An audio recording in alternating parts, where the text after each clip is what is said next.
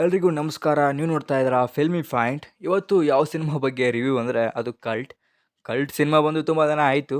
ನಾನು ನೋಡಿದ್ದು something cinema release ಆಗಿ ಒಂದು 3 ದಿನಕ್ಕೆ ಸಿನಿಮಾ ಹೋಗಿ ನೋಡಿದ್ದೆ. ಬಟ್ ರಿವ್ಯೂ ಕೊಡೋಕ್ಕಾಗಿರಲಿಲ್ಲ ಸ್ವಲ್ಪ ಕಾರಣಗಳಾಂತರದಿಂದ. ಸೊ ಅದಕ್ಕೆ ಇವತ್ತು ಕೊಡ್ತಾ ಇದ್ದೀನಿ. ಸೊ ಏನು ಗುರು ನೀನು ಸಿನಿಮಾ ಥಿಯೇಟ್ರಲ್ಲೇ ಹೋಗಾಯಿತು, ನೀನು ಇವತ್ತು ಬಂದು ರಿವ್ಯೂ ಕೊಡ್ತಾ ಇದ್ದೆ ಅನ್ಬೋದು.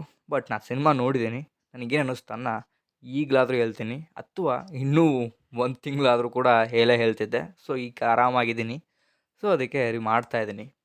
ಸೊ ಕಲ್ಟ್ ಸಿನಿಮಾದ ಒನ್ಲೈನ್ ಸ್ಟೋರಿ ಏನಪ್ಪ ಅಂದರೆ, ಒಬ್ಬ ಕುಡುಕ ಅಂತ ಅನ್ಬೋದು, ಒಬ್ಬ ಸೈಕೋ ಏನಂತ ಅಂತೀರ ಗೊತ್ತಿಲ್ಲ ನಿಮ್ಮ ಭಾಷೆಯಲ್ಲಿ. ಅವನು ಒಂದು ಹುಡುಗಿಯಿಂದ ಲವ್ ಫೇಲ್ಯೂರ್ ಆಗಿ ಹುಚ್ಚು ಥರ ಆಡ್ತಾ ಇರ್ತಾನೆ. ಅದೇ ಈ ಸಿನಿಮಾ ಅನ್ಬೋದು. ಸೊ ಈ ಸಿನಿಮಾದಲ್ಲಿ ನನಗೇನು ಇಷ್ಟ ಆಯ್ತಪ್ಪ ಅಂದರೆ, ಫಸ್ಟ್ ಹಾಫ್ ಚೆನ್ನಾಗಿತ್ತು, ಡೀಸೆಂಟಾಗಿ ಒಂದೊಳ್ಳೆ ಎಂಗೇಜಿಂಗ್ ಸ್ಕ್ರೀನ್ ಪ್ಲೇ ಇಟ್ಕೊಂಡು ಚೆನ್ನಾಗಿ ಆಟ ಆಡಿದ್ದಾರೆ ಅನಿಲ್ ಅವರು. ಚೆನ್ನಾಗಿ ಬರೆದಿದ್ದಾರೆ ಕ್ಯಾರೆಕ್ಟರ್ಸ್ನ, ಯಾವ್ದ್ಯಾವ್ದು ಇತ್ತು ಅದನ್ನು ಚೆನ್ನಾಗಿ ಬರೆದಿದ್ದಾರೆ. ಕೆಲವೊಂದು ಈವೆಂಟ್ಸ್ ನಡೆಯುತ್ತೆ ಸಿನಿಮಾದಲ್ಲಿ, ಅವೆಲ್ಲ ಕೂಡ ಚೆನ್ನಾಗಿದ್ವು ಒಂದು ಲೆವೆಲ್ಗೆ. ಆಮೇಲೆ ಇಲ್ಲಿ ಫ್ಲ್ಯಾಶ್ ಬ್ಯಾಕ್ ಸ್ಟೋರಿ ಏನಿದೆ, ಓಕೆ, ಬೇಗ ತೊಗೊಂಡು ಹೋಗಿದ್ದಾರೆ, ಚೆನ್ನಾಗಿದೆ ಅಂತ ಕೂಡ ಅನ್ನಿಸ್ತು. ಹೊಸದೇನಂತ ಅನಿಸ್ಲಿಲ್ಲ, ಬಟ್ ಚೆನ್ನಾಗಿದೆ ಅಂತ ಅನ್ನಿಸ್ತು. ಹಾಗೆ ಕೆಲವೊಂದು ಕ್ಯಾರೆಕ್ಟರ್ ಬರೆದಿದ್ದಾರೆ, ಓಕೆ ಚೆನ್ನಾಗಿತ್ತು. ಇನ್ನು ಇಲ್ಲಿ ಪರ್ಫಾರ್ಮೆನ್ಸ್ ಕಡೆ ಹೋಗೋದಾದರೆ, ಜೈದ್ ಖಾನ್ ಅವರು ಬನಾರಸ್ ಸಿನಿಮಾದಲ್ಲಿ ಒಂದು ಲೆವೆಲಿಗೆ ಓಕೆ ಇದ್ದರು. ಸೊ ಇದರಲ್ಲೂ ಕೂಡ ಚೆನ್ನಾಗಿ ಮಾಡಿದ್ದಾರೆ. ರಚಿತಾ ರಾಮ್ ಅವರು ಹಾಗೆ ಮಲೈಕಾ ಅವರು ಕೂಡ ಚೆನ್ನಾಗಿ ಮಾಡಿದ್ದಾರೆ. ರಂಗಾಯಣ್ ರಘುರು ಅವರು ಕೂಡ ಇದ್ದಾರೆ. ಆಮೇಲೆ ಅಲೋಕ್ ಅವರು ಕೂಡ ಇದ್ದಾರೆ. ತುಂಬ ಜನ ಇದ್ದಾರೆ. ಸೊ ಡಿಸೆಂಟಾಗಿತ್ತು ಅವರ ಪರ್ಫಾರ್ಮೆನ್ಸ್ ಅಂತ ಹೇಳ್ತಾ, ಸಿನಿಮಾದಲ್ಲಿ ಕಷ್ಟ ಆಗಿರೋ ಪಾಯಿಂಟ್ ವಿಚಾರಕ್ಕೆ ಬಂದರೆ, ಇದರ ಸೆಕೆಂಡ್ ಹಾಫ್ ಅಂತೀನಿ. ಸೆಕೆಂಡ್ ಹಾಫ್ ಏನಕ್ಕೆ ಇಷ್ಟ ಆಗಲಿಲ್ಲ ಅಪ್ಪ ಅಂದರೆ, ರೊಟೀನ್ ಸ್ಟೋರಿ ಅಂತ ನನಗನ್ನಿಸ್ತು. ಎಲ್ಲೋ ನೋಡಿದ್ದೀವಿ, ಅದೇ ಆಗುತ್ತೆ ತಿರ್ಗಾ, ಅದೇ ಲೆವೆಲ್ಲಿಗೆ ಹೋಗುತ್ತೆ ಕೊನೆಗೂ ಕೂಡ. ತುಂಬ ನೋಡಿದ್ದೀವಿ ಸಿನಿಮಾಗಳನ್ನ.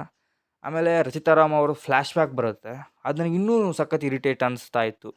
ಎಲ್ಲ ಮುಗಿಯೋಕ್ಕೆ ಬಂದಿದೆ, ಇವ್ರು ಇನ್ನೂ ಏನೋ ಒಂದು ಫ್ಲ್ಯಾಶ್ ಬ್ಯಾಕ್ ಹೇಳ್ತೀನಿ ಅನ್ನೋ ರೀತಿಯಲ್ಲಿ ಇತ್ತು. ಆ್ಯಂಡ್ ಅದು ಬಂದಂಥದ್ದು ಕೂಡ ಅಲ್ಲಿ ಇವೆಂಟ್ಸ್ ಅಷ್ಟೇನು ಡಿಸ್ಟರ್ಬ್ ಆಗಂಗೆ ಇರಲಿಲ್ಲ. ಬಟ್ ಆ ಬಂದಂಥ ಟೈಮ್ ಏನಿತ್ತು ನನ್ನ ಸಖತ್ ಇರಿಟೇಟ್ ಮಾಡ್ತು.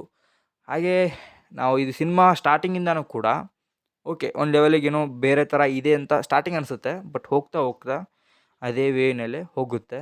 ನನಗೆ ಯಾವುದ್ಯಾವುದೋ ಸಿನಿಮಾ ನೆನಪು ಬಂತು, ನಿಜವಾಗ್ಲೂ ಬೇಬಿ ನೆನಪು ಬಂತು, ಇನ್ನೊಂದು ಯಾವುದೋ ಸಿನಿಮಾ ನೆನಪಿದೆ, ಬಟ್ ಅವು ಬರ್ತಾಯಿಲ್ಲ ಬಾಯಿಗೆ ಈಗ.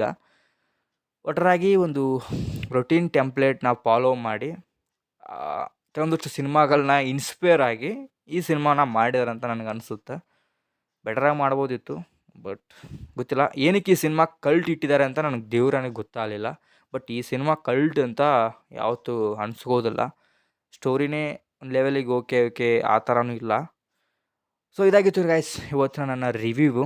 ಸೊ ಇದೇ ಒಂದು ಕಾರಣಕ್ಕೆ ತುಂಬ ನೆಗೆಟಿವ್ ಆಗಿ ಆಗುತ್ತೇನೋ ಈ ಸಿನಿಮಾದ ಬಗ್ಗೆ ಅಂತ ನಾನು ಮಾಡೋಕ್ಕೆ ಹೋಗಿರಲಿಲ್ಲ. ಸ್ವಲ್ಪ ಟೈಮ್ ಇದ್ದರೂ ಕೂಡ, ಬಟ್ ಬಿಡೋಣ ಅಂತ ಅಂದ್ಕೊಂಡಾಗ ಟೈಮ್ ಇರಲಿಲ್ಲ. ಸೊ ಅದಕ್ಕೆ ವಿಡಿಯೋ ಮಾಡೋಕ್ಕಾಗಿರಲಿಲ್ಲ. ಸೊ ಟೋಟಲಾಗಿ ಈ ಸಿನಿಮಾ ಯಾವ ಥರ ಇದೆ ಅಂದರೆ, ಈಗ OTTಗೆ ಬರ್ಬೋದು ಮೋಸ್ಟ್ಲಿ. ನೋಡಿ, ನಿಮ್ಗೇನಾದರೂ ಫ್ರೀ ಆಗಿದ್ದರೆ ಒಂದು ಅರ್ಧ ಗಂಟೆ ಏನೋ ವೆಸ್ಟು, ಅಥವಾ ಒಂದು ಗಂಟೆ 1.5 ಗಂಟೆ ಏನೋ ವೆಸ್ಟ್ ಮಾಡಬೇಕಂತ ಇದ್ದರೆ ಈ ಸಿನಿಮಾ ನೀವು ನೋಡೋಕ್ಕೆ ಹೋಗ್ಬೋದು. ಉಳಿದವ್ರಿಗೆ ನಿಮ್ಮ ಇಷ್ಟ ಅಂತೀನಿ. ಮತ್ತೆ ಸಿಗುವ. Signing off Karthik.